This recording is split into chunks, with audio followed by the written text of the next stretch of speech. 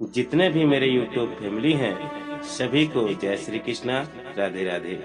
आप लोग कैसे हैं? आशा करता हूँ कि आप लोग अच्छे होंगे, स्वस्थ होंगे।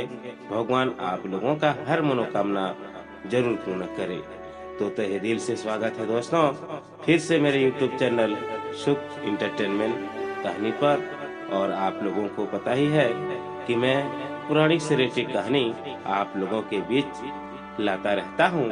और आज ही बहुत ही मजेदार और प्रेरणादायक कहानी आप लोगों के समक्ष प्रस्तुत हुआ हूँ दोस्तों। तो चलिए दोस्तों, आप लोगों का समय न नष्ट करते हुए कहानी को स्टार्ट करते हैं। कहानी का टॉपिक है दोस्तों, भगवान विष्णु के परम भक्त एक राजा की कहानी।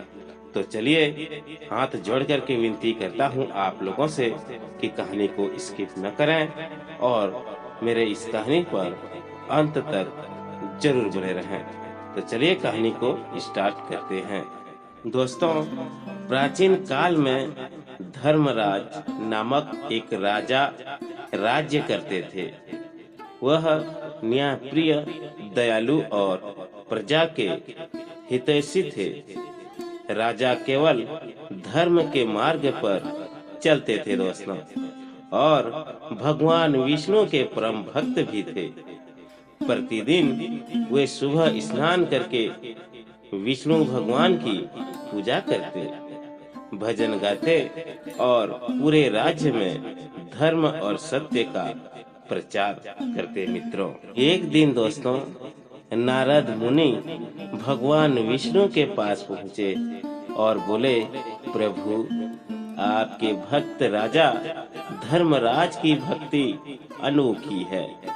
वह न केवल आपकी उपासना करता है, बल्कि अपनी प्रजा का भी सच्चे हृदय से ध्यान रखता है। क्या आपने कभी उसकी भक्ति की परीक्षा ली है?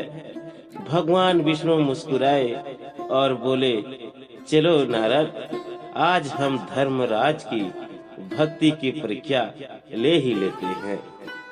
भगवान विष्णु एक बुढ़े ब्राह्मण का रूप धारण करके राजा के दरबार में पहुंचे दोस्तों। राजा ने तुरंत उन्हें प्रणाम किया और आदर पूर्वक आसन पर बिठाया। ब्राह्मण रूपी विष्णु ने कहा, हे राजन, मैं एक कठिन संकट में हूँ। मुझे एक विशेष यज्ञ के लिए दुर्लभ कमल का फूल चाहिए, जो केवल मृत्यु वन में मिलता है।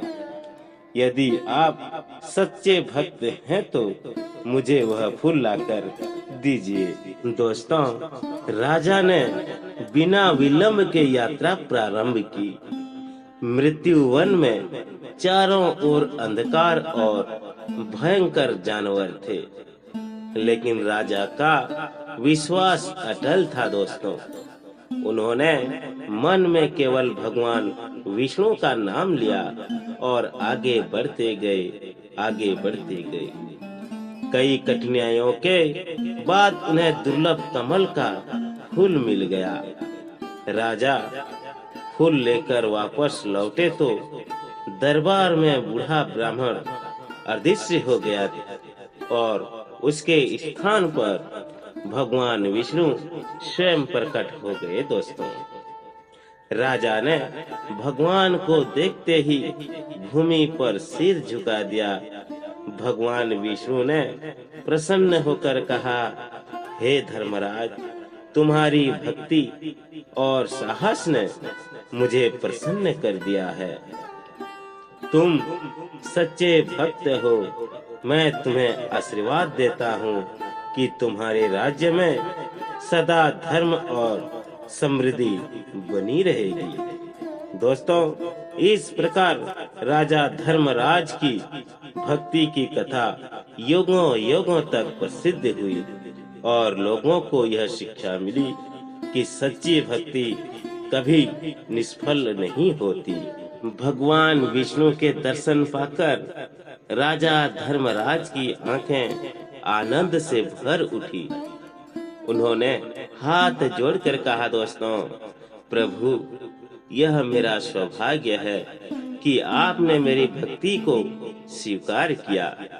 मैं केवल आपका सेवक हूँ। मुझे कृपा करके बताइए कि मैं और क्या कर सकता हूँ जिससे आपको प्रसन्नता हो। भगवान विष्णु ने कहा, हे धर्मराज, तुमने अपनी प्रजा के लिए न्याय और सत्य का मार्ग चुना है। यही सच्ची भक्ति है, लेकिन मैं चाहता हूँ कि तुम अपनी प्रजा के बीच आध्यात्मिक ज्ञान का भी प्रचार करो, ताकि लोग सांसारिक मोह से मुक्त होकर परम सत्य की ओर अग्रसर हो सकें। दोस्तों, राजा ने विनम्रता से सिर झुकाते हुए कहा, प्रभु, मैं आपकी आज्ञा का पालन करूंगा। तब भगवान विष्णु के आशीर्वाद के बाद राजा धर्मराज ने पूरे राज्य में धार्मिक सभाओं का आयोजन कराया।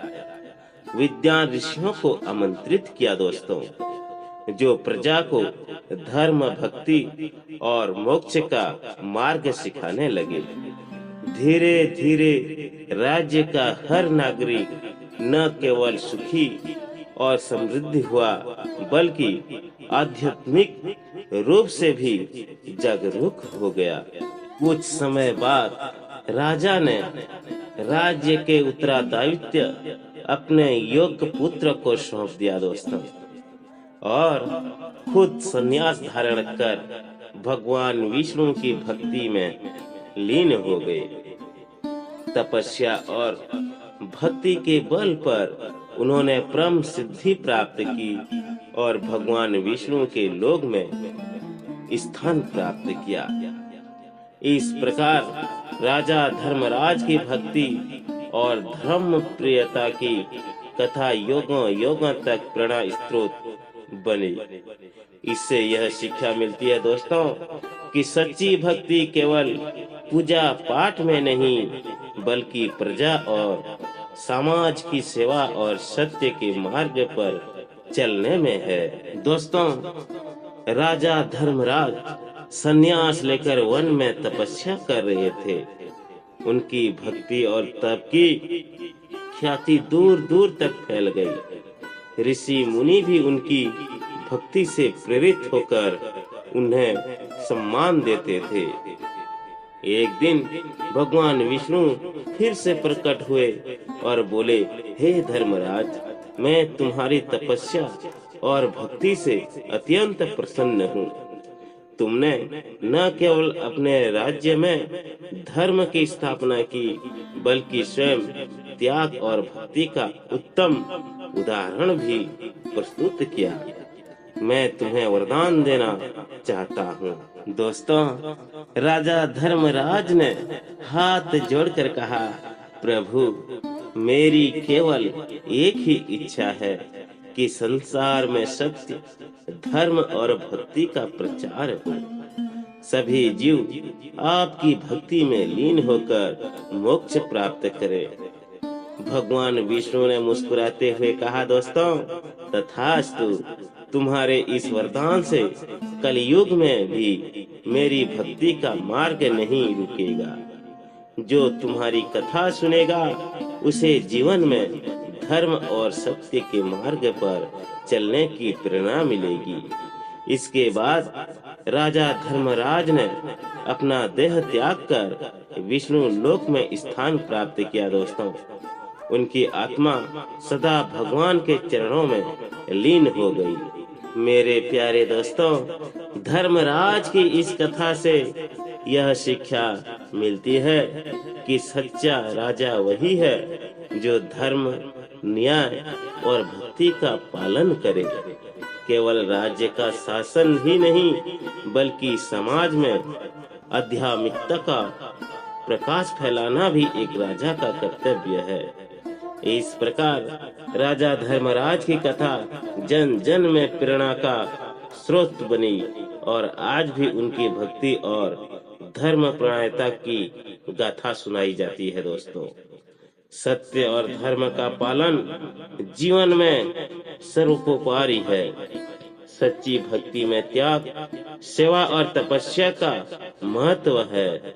जो व्यक्ति भगवान का स्मरण कर धर्म के पथ पर चलता है, उसे परम शांति प्राप्त होती है। दोस्तों, आज की कहानी यहीं पे समाप्त होता है और आप लोगों से जानना चाहता हूँ कि ये कहानी आप लोगों को कैसा लगा। दोस्तों, अगर ये कहानी आप लोगों को अच्छा लगा है तो एक लाइक जरूर कर देना और अपने दोस्तों, अपने परिवार के साथ इस कहानी को ज्यादा से ज्यादा शेयर करना। और आप लोगों से रिक्वेस्ट करता हूँ, जितने भी मेरे YouTube फैमिली हैं, मेरे माताएं, मेरे बंधु, मेरे भाई, मेरे बहनें, हाथ जोड़ करके विनती करता हूँ कि जो भी मेरे चैनल पे पहली बार आए हैं और अभी तक मेरे चैनल को सब्सक्राइब नहीं किए हैं दोस्तों, तो कृपया चैनल को सब्सक्राइब जरूर करें और ऐसा ही मोरल स्टोरी कहानी पुरानी से रिलेटेड सुनने का आनंद प्राप्त जरूर करें। तो चलिए दोस्तों, आज की कहानी में इतना ही। मिलेंगे एक नए मजेदार मोरल स्टोरी कहानी पर। तब तक के लिए जय श्री कृष्णा, राधे राधे, जय हिंद, वंदे मातरम।